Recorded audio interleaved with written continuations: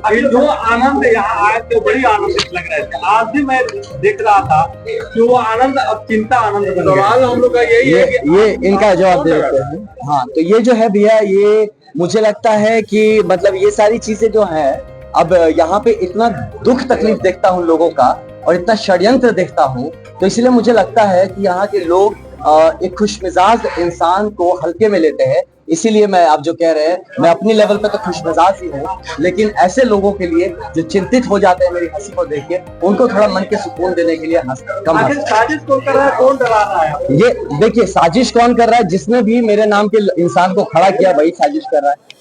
कौन डरा रहा है वो तो मंच पे, बड़े बड़े मंचों से लोग बोल रहे हैं। तो अब ये सब भी आप हमसे क्यों पूछ रहे हैं? ये तो आप भी वहां पे थे, आप देख नहीं, आपको कौन कहा कि हम डर रहे हैं?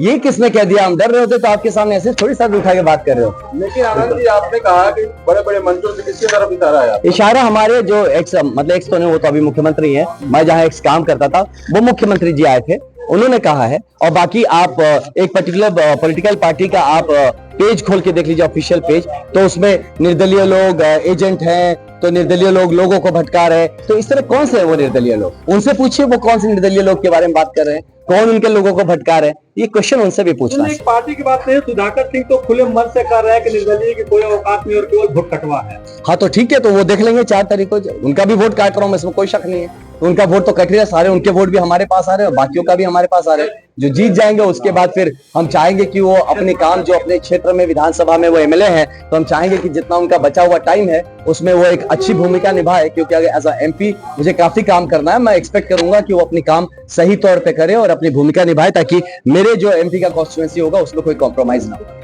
आनंद जी, सबसे बड़ा सवाल यही है कि कई आरोप आप पे लग रहे हैं और आप भी लगा रहे हैं। आप कह रहे हैं कि कोई आपका डुप्लीकेट की तरह उतार दिया है, मतलब ये कहानी क्या है आपका? कहानी कहाँ, आप देख लीजिए, आप जो चारों तरफ जो पहले एक, मेरा नाम है आनंद मिश्रा, मैं हमेशा शब्द, यहाँ पे एक नाम, एक आदमी को लाया जाता है जिसके, और नमस्ते मैम, तो जिसको लाया जाता है जो कि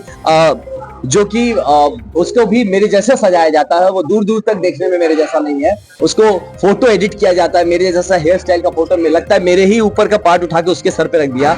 मेरी जो हंसी गायब होने की बात की ना आपने, वो क्योंकि मेरी हंसी निकाल के उसके चेहरे पे चिपका दिया गया। डुप्लीकेट से डर लग रहा है? डुप्लीकेट से डर नहीं लग रहा है, मुझे ये ओछापन लग रहा है कि इतने बड़े पार्टी का प्रत्याशी होके कोई ऐसी ओछापन काम करेगा और ऐसी छोटी हरकत करेगा। तो इस बात से मुझे चिंता हो रहा है, क्योंकि मैंने कई बार कहा आपको कि इतने बड़े जो ऑर्गेनाइजेशन, मैं खुद उसके विचार को सपोर्ट करता हूँ, तो ऐसे ऑर्गेनाइजेशन का नाम लेके कोई ऐसी हरकत करेगा, वो भी मेरी जिद्द को खराब लगता है। आपको तो लगा होगा कि भाई दो बड़ी पार्टियां, एक तरफ राष्ट्रीय जनता दल, दूसरी भारतीय जनता पार्टी है, उम्मीद क्या लेकर आए थे? क्या नहीं, मैं सच बताऊं, देखिए कि मैं ना ये सब चीज सोच कर नहीं आया था कि कौन है। मैं आया था बक्सर के लिए आया हूँ, मैं अपनी जमीन के लिए आया हूँ, मैं इस जगह को ठीक करने, मैंने पहले ही बताया मेरा एजेंडा सोशल सर्विस है, मेरा एजेंडा है इस जगह को ठीक करना। पॉलिटिक्स एक प्लेटफॉर्म है मेरे लिए, मात्र एक प्लेटफॉर्म है। इसीलिए मैं पॉलिटिक्स को कॉम्पिटिटिव पॉलिटिक्स के रूप में नहीं देख रहा हूँ, फैसिलिटेटिव पॉलिटिक्स के रूप में देखता हूँ, जो मुझे फैसिलिटेट करेगा मुझे अपने सोशल एजेंडा को पूरा करना है। आनंद को ये उम्मीद थी कि आनंद के लिए मुसीबत बनने लगी। नहीं, वो मुसीबत नहीं बन रहा, वो कठुआ। देखिए, पहले जब आदमी को पता चल गया वो हार गए, तो उनको पता है कि अब मेरा जीतने से उनका पॉलिटिकल करियर खत्म हो जाएगा।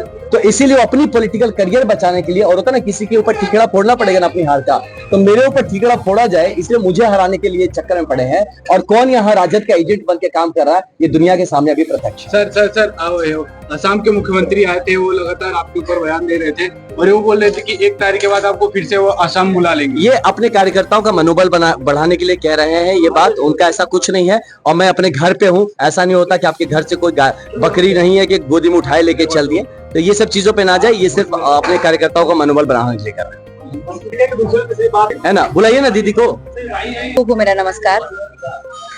मैं कहती हूँ कि अब बक्सर का भाग्य जगने वाला है। राम जी की कृपा हुई है कि हमारे भाई आनंद मिश्रा जैसे लोग, जिन्होंने अपना दिखाया है कितना बड़ा सेक्रीफाइस किया है, अपने जॉब को, अपने पूरे परिवार को, अपनी लाइफ को रिस्क में डालकर ये सेवा क्षेत्र में उतरे हैं। इसके बावजूद भी अगर हमारी जनता नहीं पहचान रही है इस चीज को, तो बहुत ही दुर्भाग्यपूर्ण है। लेकिन ऐसा नहीं है, जनता पहचानेगी। जनता को बताने की, जगाने की जरूरत है कि हम सिर्फ पार्टियों के सिंबल पे ना दौड़ें, क्योंकि अभी तक हम लगातार बीजेपी की ही सरकार रही है, पता नहीं कितने सालों से क्या मिल गया है बक्सर वालों को, क्या मिल गया है बक्सर क्षेत्र को। एक बार खुद से वो सवाल करके देखें और देखो, कोई इतिहास वही बनाता है जिसके अंदर जज्बा हो, और जज्बा उसी के अंदर होता है जो अपना कुछ त्याग करके, कुछ सेक्रीफाइस करके वो कुछ दिखा दिया हो, जो कि आनंद भाई ने दिखाया है। इतने कम उम्र में ये इतना ऊर्जा, मतलब इस तरह का डेडिकेशन अपने क्षेत्र के लिए, इसे नजरअंदाज नहीं किया जाना चाहिए। तो प्लीज मैं सबको बोलूंगी कि आनंद मिश्रा को सपोर्ट करें और बक्सर का भाग्योदय करें। ठीक है।